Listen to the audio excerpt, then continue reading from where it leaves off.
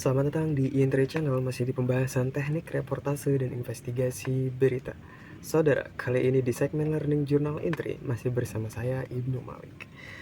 Pembahasan kali ini dibawakan oleh kelompok 2 mengenai mengenal sejarah jurnalisme dunia dan Indonesia, Undang-Undang Regulasi Pers dan juga Kode Etik Jurnalisme. Jadi, jurnalistik itu merupakan kegiatan menulis dan juga pelaporan berita. Ini mencakup proses pengumpulan, penyuntingan, dan juga publikasi informasi kepada masyarakat. Sedangkan jurnalisme merupakan istilah yang lebih luas dan mengacu pada paham atau ajaran tentang pelaporan berita. Kesimpulannya adalah, kalau jurnalistik itu lebih menekankan kepada praktik dan juga teknik pelaporan, sedangkan jurnalisme merupakan menekankannya lebih kepada prinsip dan juga ke tujuan dan kegiatan pelaporan. Sedangkan jurnalis lebih kepada individu dalam melaksanakan tugas dari jurnalistik. Seperti itu. Ada 4 materi yang dibawakan oleh kelompok 2. Sejarah jurnalisme dunia. Pada abad ke-17, sejarah jurnalisme dunia mengalami perkembangan signifikan dengan munculnya surat kabar pertama di Eropa. Surat kabar pertama yang terbit secara teratur adalah Oxford Gazette di Inggris pada tahun 1665 yang kemudian dikenal sebagai London Gazette. Lalu di Jerman, surat kabar Relation aller, yaitu Vornamen und Gedenkordnungen Historien, diterbitkan pada tahun 1605 yang menandai awal dari format jurnalistik modern. Lalu penemuan mesin cetak oleh Johannes Gutenberg pada tahun 1450 juga memberikan kontribusi besar terhadap kemajuan jurnalisme, memungkinkan penyebaran informasi yang lebih cepat. Nah, di abad ini juga menyaksikan perubahan dalam cara berita disampaikan, dengan wartawan memulai mencatat dan juga melaporkan peristiwa penting secara lebih sistematis. Ini menjadi dasar bagi perkembangan media massa di abad-abad berikutnya. Selanjutnya, pembahasan mengenai sejarah jurnalisme Indonesia. Dimulai pada abad ke-18 ketika masa penjajahan Belanda.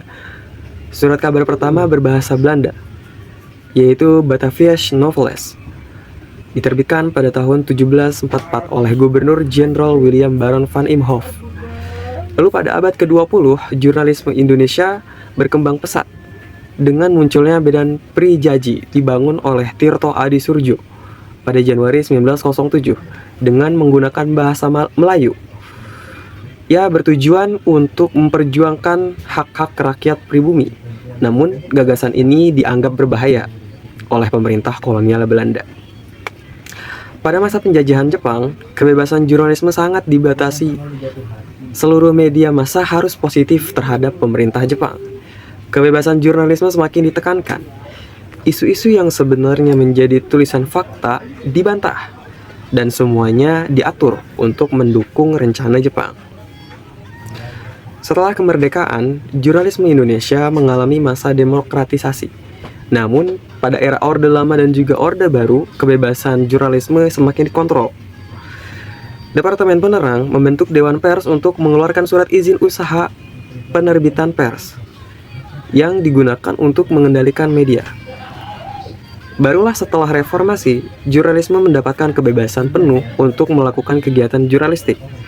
Hingga saat ini menjadi pilar demokrasi untuk memberikan informasi yang objektif dan juga transparan bagi masyarakat.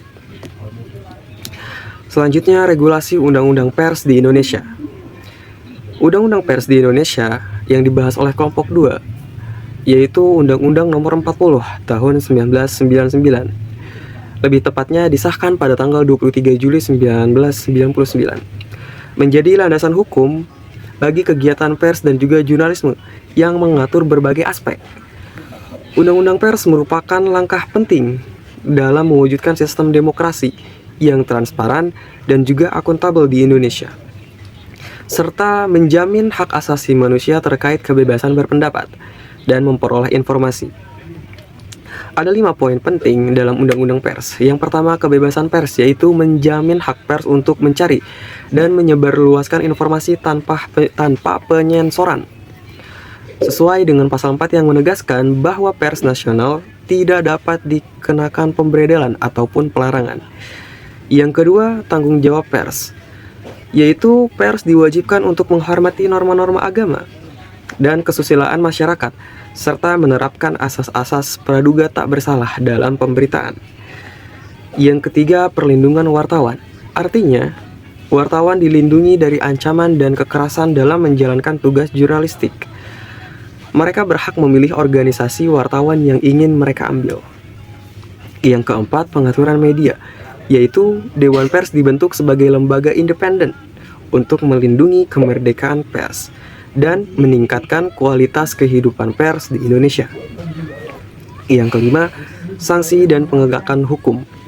Artinya, undang-undang ini menetapkan sanksi bagi perusahaan pers yang melanggar ketentuan, termasuk denda hingga miliaran rupiah. Artinya, bagi perusahaan pers yang melanggar peraturan akan dikenakan sanksi dan juga denda.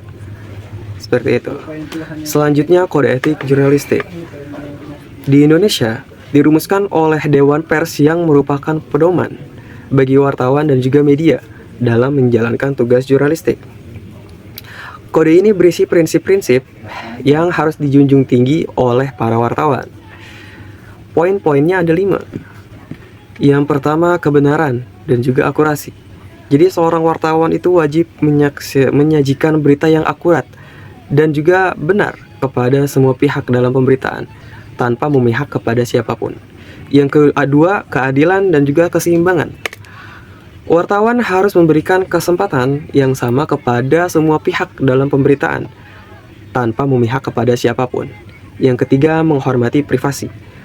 Ketika wartawan memulai suatu sesi wawancara ataupun sesi dalam jurnalistik,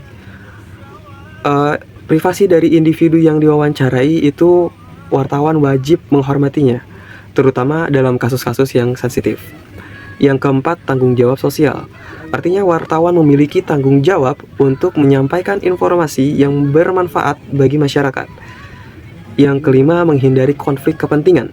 Artinya wartawan harus menghindari situasi yang dapat menimbulkan konflik kepentingan dalam peliputan berita. Lalu pertanyaannya adalah, apa perbedaan wartawan dan juga jurnalis? Menurut saya, perbedaan antara wartawan dan juga jurnalis adalah kalau jurnalis itu cakupannya lebih luas dibandingkan wartawan.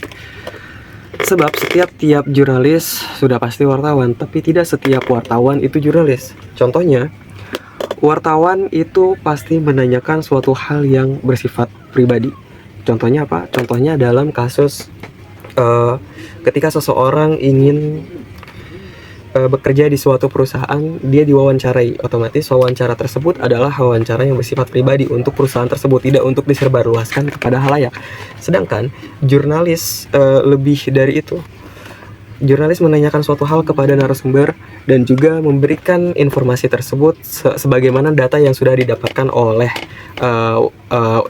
oleh narasumber agar disebarluaskan kepada halayak umum. Seperti itu. Mungkin cukup sekian dari saya, kurang lebihnya mohon maaf. Salam.